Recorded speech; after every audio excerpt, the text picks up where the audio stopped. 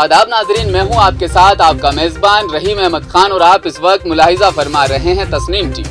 Tasneem TV की जानिब से आपका तहे दिल से इस्तकबाल करता हूं। नाजरीन, राजस्थान की दारुल हुकूमत जयपुर से यह खबर है। राजस्थान जयपुर में आज वक्फ बोर्ड के दफ्तर में 17 जनवरी को वक्फ बोर्ड के नए मेंबरान की तश्कील दी गई थी। इन मेंबरान ने हलफ ली थी, जिम्मेदारी ली थी इस बात की कि राजस्थान में जितनी भी वक्फ की ज़मीनें हैं उनका सही इस्तेमाल किया जाएगा। इसी ताल्लुक से आज पहली मीटिंग राजस्थान वक्फ बोर्ड जयपुर इस दफ्तर में ये मीटिंग का इनेकाद किया गया। इस मीटिंग में तमाम मेंबरान शामिल थे, अपने लिए नए हदफ तैयार किए गए। आखिर क्या कुछ खास रहा इस मीटिंग में, जानते हैं हमारे नामा निगार की ये खास रिपोर्ट देखने के बाद। वक्फ बोर्ड की मजलिस आमला को नए सिरे से तश्कील दिए जाने के बाद आज पहली मीटिंग थी, क्या कुछ अहम रहा इस मीटिंग में? देखिए, सबसे अहम तो इशू ये था कि बोर्ड का बजट को पारित करवाना, ये सबसे बड़ा इशू था। क्योंकि पिछली बार कोविड के समय और उसके बाद से बोर्ड वर्किंग में नहीं था।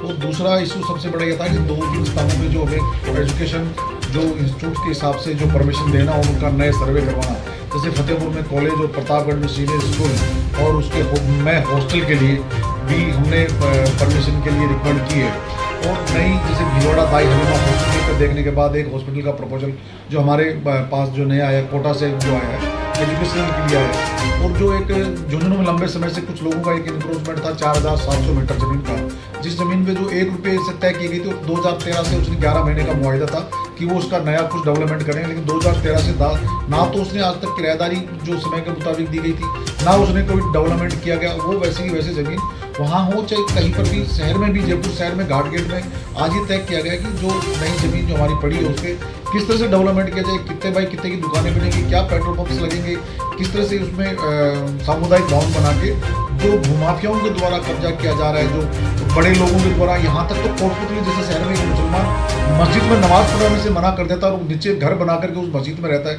हमने उसके खिलाफ कार्रवाई करने के लिए भी जयपुर कलेक्टर को भी कहा है। और चाहे अलवर के शहर के अंदर जिस तरह से इंक्रोचमेंट होता है, या केड उदयपुर वाटी में वहाँ का SDM तहसीलदार मतलब साथ मिलकर के फर्जी रजिस्ट्री बना देते हैं और एक व्यक्ति खरीदार और बेचने वाला, दोनों की वक्फ की जमीन कभी ना तो बेची जाती है ना खरीदी जाती है। लेकिन कहीं ना कहीं कुछ नीचे लेवल पे प्रशासनिक अधिकारी इसमें इन्वॉल्व होते हैं, कहीं ना कहीं खुद जो बड़े लोग जो भूमाफिया लोग होते हैं वो कहीं ना कहीं इसमें इन्वॉल्व होते हैं। अगर गंगानगर में जो वहाँ का सदर है, अगर वहाँ सब मुर्गे जो कर्नल के नाम से, इकबाल के नाम से 472 बीघा जमीन जो पानी की जो नीलम की तरह जमीन जितनी महंगी हो सकती है, उन जमीनों से कुछ जमीनों के द्वारा बेच दे। एक कारी जो फतेह मोहम्मद नाम का जो एक हमारा पहले मेंबर रह चुका वोटर भी है, अगर उस जमीन को केयर टेकर के रूप में था, उस व्यक्ति ने वो 23 बीघा 17 बीघा जमीन थी वो अपने नाम करवा ली। इससे बड़ा दुर्भाग्य क्या हो सकता है? जो कमेटियाँ बनती है, लेकिन कमेटियों में बनने वाले लोग कहीं ना कहीं भूमाफियाओं से जुड़े होते हैं, अपने सेल्फ स्वार्थ के लिए इस बोर्ड को खुद मूव करने का कार्य करते हैं। लेकिन आज बोर्ड ने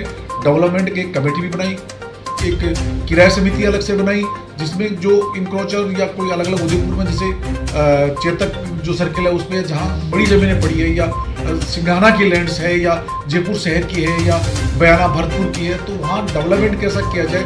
एक ज़मीन हमारी अम्बेडकर सर्किल अलवर के अंदर है, जिसमें कोर्ट का फैसला ये किया कि कोर्ट फैसला हमारे फेवर में आता है तो वो जमीन का हमें हर्जा खर्चा नहीं देना, वहाँ भी अच्छी माली वकालत करना। जयपुर अंकुर के बराबर में एक यादव पेट्रोल पंप वाला है, वो इस तरह से मिलके एक फर्जी डॉक्यूमेंट्स पेश करके कोर्ट से उसके खिलाफ भी एक अच्छा वकील तय करके करना। और जयपुर में कम से कम 4 से 5 पेट्रोल पंप की हमने सर्वे के लिए इंडियन ऑयल के साथ जो एक सर्वे करवा रहे हैं। बहुत जल्द बोर्ड अपने पैरों पर खड़ा होगा। और कुछ लोग जो पूर्व में जो सफेद पोस्ट लोग 150 रुपये से खुद 1,80,000 रुपये कमा रहे हैं, तो रोज पंचायती करते हैं, कहीं कब्रिस्तान की जमीन पे, कहीं मस्जिद को 600 रुपये मस्जिद को देते हैं, 8,000 रुपये खुद लेते हैं। या आगरा रोड के ऊपर कहीं ना कहीं 500 गज के प्लॉट पे कब्रिस्तान पे कब्जा कर रखा है, कहीं MI रोड पे वो कम किराया देकर के। इन लोगों को सोचना चाहिए, जो रोज माइक पकड़ के भाषण देने वाले लोग, जो झूठी नुमाइंदगी करने वाले लोग, उनको अब कम्युनिटी को सामने फेस लाना होगा। जो वफ़ को बचाना, वफ़ का मेन इशू ये होता है कि अल्लाह की संपत्ति है, ज़कात का पैसा, खरात का पैसा यतीम, बेसहारा, असहाय, मजलूम लोगों का है, नहीं कि सरमाएदार लोगों का है। अगर सरमाएदार लोग फिर भी इस पैसे को खाते हैं तो मैंने उनके लिए अलग से वफ़ ज़कात का पैसा कर रखा है, फिर भी उनका घर नहीं चलता है, तो वक्फ बोर्ड भी उन जो सरमाएदार लोग हैं उनकी मदद करने के लिए हमेशा तैयार है। एक सबसे बड़ा मसला रहता है जो किराए की जो रकम है वो जयपुर तक पहुंचना, क्योंकि राजस्थान एक बहुत बड़ी रियासत है, इसके लिए क्या कोई नई तरकीब बनाई गई? कहीं ना कहीं हमारी जो कमेटी बनी हुई है, हम भी मानते हैं कि कुछ कमेटियां पुराने समय से चली आ रही है, उनका कहीं ना कहीं चेंजेबल नहीं होना एक बोर्ड हित के लिए अच्छा नहीं है। लेकिन अब निश्चित मानिए 10 मई आफ्टर रमजान मीटिंग होगी, the role of the change होगा, किराया हमें मिलेगा, जो नहीं देगा चाहे कितने बड़ा अप्रोचेबल होगा उसकी विदाई निश्चित होगी। और ये है कि हम उन पैसों से अच्छा इंस्टीट्यूट बहुत जल्द जयपुर जिस बिल्डिंग में आप खड़े हो यहाँ इस नीचे, अब कोचिंग कोविड खत्म हो चुका है, हमारी कोचिंग की तैयारी फर्नीचर वेल्ड जो हमने कई बार घोषणा कर चुके हैं, लेकिन उम्मीद करते हैं इंशाल्लाह आप लोगों के मीडियाओं के द्वारा भी, जन सहयोग के द्वारा भी, और सरकार तो हर तरह से कोचिंग इंस्टीट्यूट चलाने के लिए तैयार है।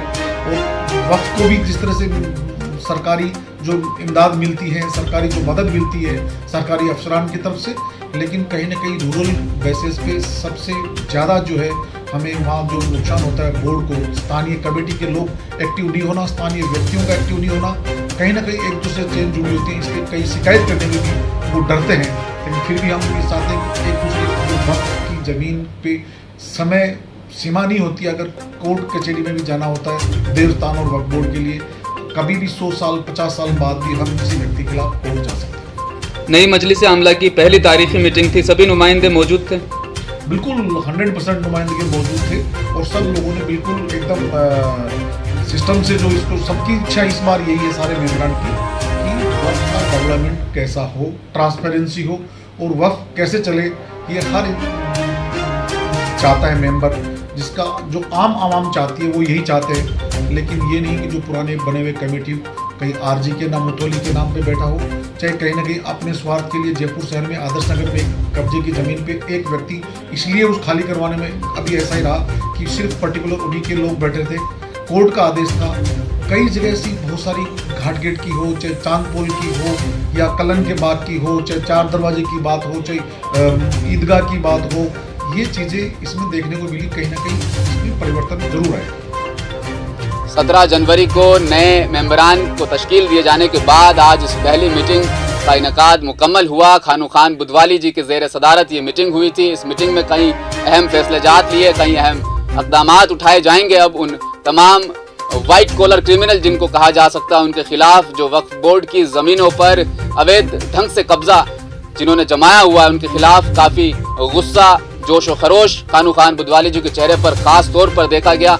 आखिर इस मीटिंग के इनेकाद हो जाने के बाद कौन से वो अहम इक़दामात और फैसलेजात को सरअंजाम दिया जाएगा, देखने के लिए, जानने के लिए आप बने रहिए हमारे साथ तस्नीम टीवी पर। अपना ख्याल रखिएगा। अल्लाह हाफ़िज़।